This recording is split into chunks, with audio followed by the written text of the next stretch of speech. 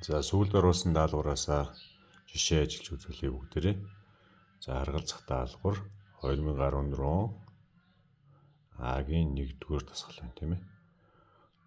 Дараах хэмжигдэхүүнүүд тохирох нэгжийг зөв харгалзуулна.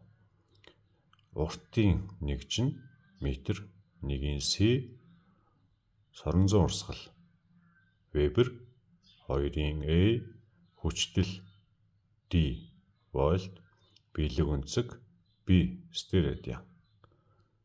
За ингээ хариугаа харах юм бол 1-ийн С 2 боломжтой хариулт байна.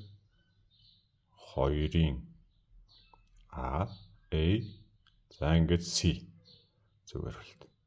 За гих мэтлэнгээр ингээд дасгалаа ажиллаа явуучих байна. За энэ дээр дахиад өөр сэдв сонгол. За дараах хэмжигдэхүүнүүдэд тохирох зөв нэгжийг харгалзуулна гэж. За гүйдлийн хүчийн нэгж нь ампер байна.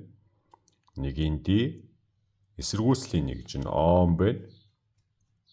2-ийн С эзлэхүүний нэгж нь метр куб. 3-ийн И Оромгийн энд үхслэл Генри.